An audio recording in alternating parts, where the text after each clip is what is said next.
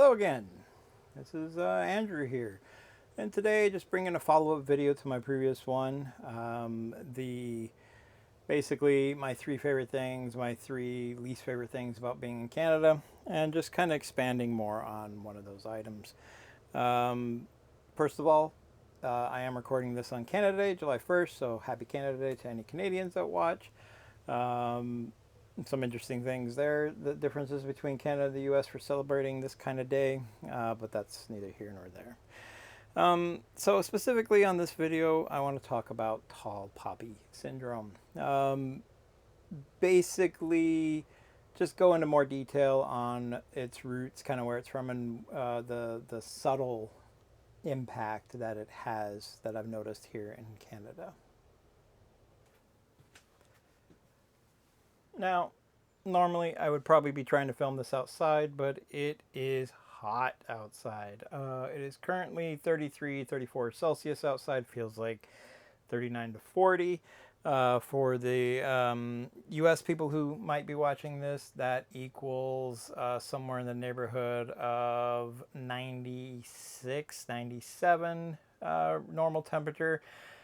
And something like 105 for the what it feels like the humidex basically out there.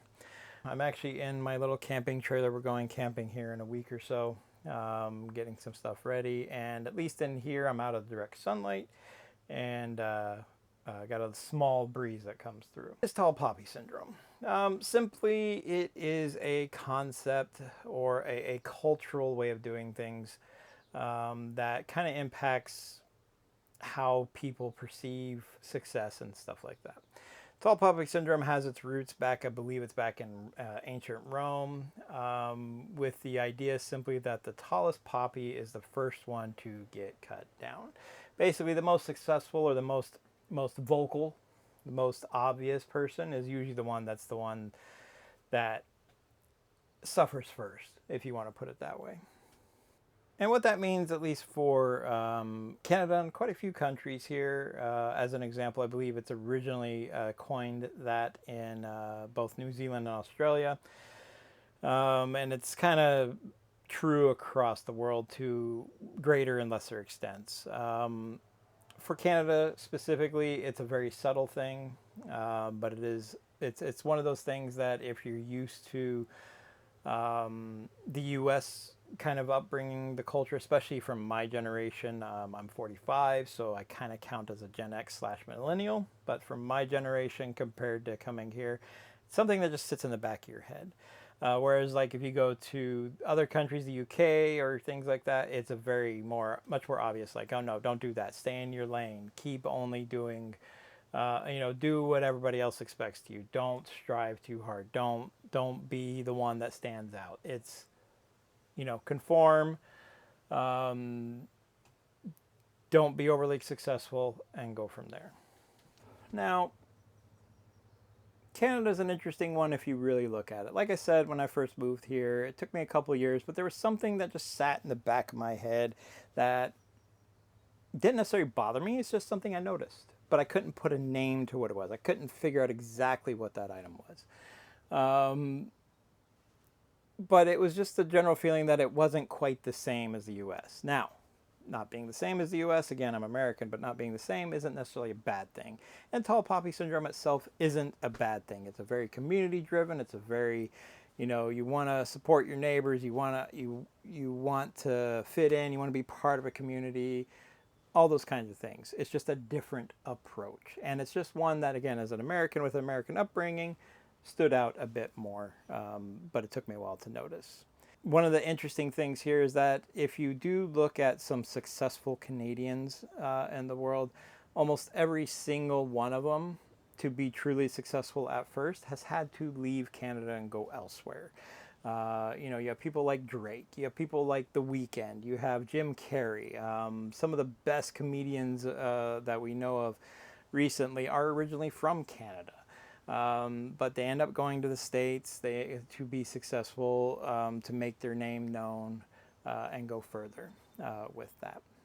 Now, in my case, some of the things that have happened that I have noticed, at least that's directly impacted me on this, is quite simple. And there's one kind of obvious one that still reflects on me to this day.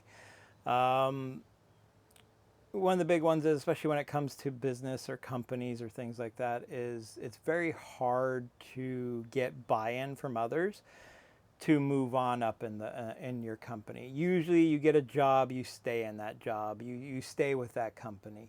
A great example is, I know for at least my in-laws, their one thing they kept pushing my wife to do is like, get a job with the government, get a job with the city, with the region, with whatever, get that pension. That's kind of their approach. It's get enough, that way you're okay, you have a pension, that way you can eventually retire. There's no big push to get more, to succeed further. And that's not to say that Canada and Canadians in general do not support such things. They will massively be behind you in private to an extent.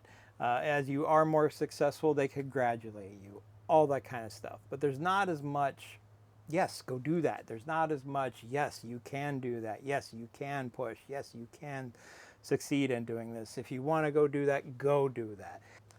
There's a lot different feel in some of that. And I've noticed that too. I have my own kids now, and I'm really raising them to that, to you could do whatever you want. You know, my oldest, he might want to be an airplane pilot. He might want to drive trucks long distance. He might want to be on a cargo ship and do shipping, maritime shipping and stuff like that.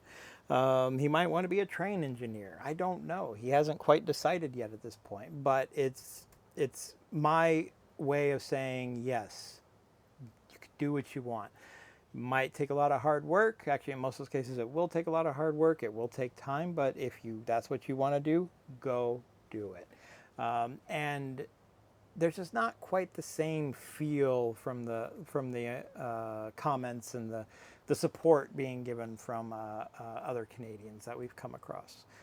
My previous company, there's always a push. I came in and it was a bit of a startup, although they were a couple years into it. I helped build out their infrastructure, a bunch of stuff like that. And I could get a couple raises here or there, but I never quite belonged in the company. It felt like I was. There was a thing called the Original Six, which was like who originally started the company and the first couple of hires. I came in after the fact, even though it was considered to be at the same level as all of them. I really wasn't. There was a disconnect there.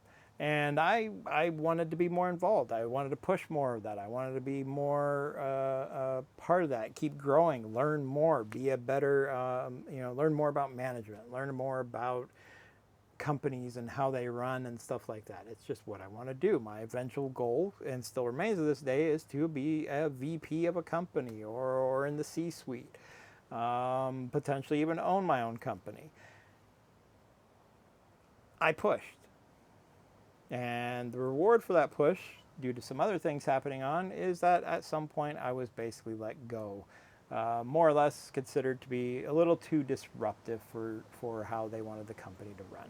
So there's been some of that over time. And in almost every job I've had, it's been kind of the same thing of, it's not work hard and you will improve, it's just do your job.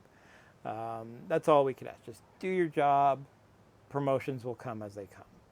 And in my case, that just doesn't work. I want more. I need more. I have a family to take care of. Costs are going up. I know I could be more successful at certain things. And in some of those cases, it's worked out temporarily. In other cases, it's bit me in the ass, to be quite honest. So there's many different ways of doing that. Man, it's a scorcher out there.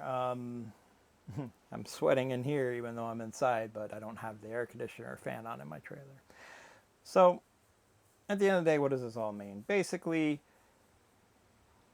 it's not, tall poppy syndrome is not a negative. It's just a different approach. It's a very community driven approach. You want to take care of your community to an extent. You also want to take care of your family. And to be quite honest, parts of the U.S., the current generations kind of coming up and everything else, kind of is reflecting this as well. And this is more due to just the nature of the job market at the moment. Anybody who has a job right now, it's basically being told, like, don't push, be happy you have the job, keep that job. Look for opportunities, but don't rock the boat. Don't push for more in your current job, because if you do lose your job, you're looking at potentially it could take you 6 months to 2+ years to find another job. And that new job will probably most likely pay you quite a bit less than whatever you're making now. So that's the difference. And that's one of those things that I noticed being here, and it did take somebody else kind of pointing out the specifics to me, because again, it just bothered me in the back of my head, but I could not put a name to it. And I couldn't necessarily identify it until I was asked that specific question. So that's tall poppy syndrome. Basically, it's just a different way of raising your kids and just a different approach to success. Now, hopefully this video was useful to you. Hopefully I didn't ramble on too much. I edited it decently, cut out some of my ramblings. I ramble a lot apparently on these. And if you're looking forward to more of my videos, or even if you just want to leave relatively negative comments, or you have a comment at all to say, by far, leave a comment below. Subscribe if you like. I intend to go over at least a few different things about Canada, potentially some other things. This channel is meant to be an experiment, and just see kind of what sticks, what I enjoy making, and work from there. So I'll leave it here. My next video is likely to be more in depth about the basically what's called baby bonus, or Canada Child Benefit, as a plus of Canada. And I look forward to seeing you on that next video. Have a good one.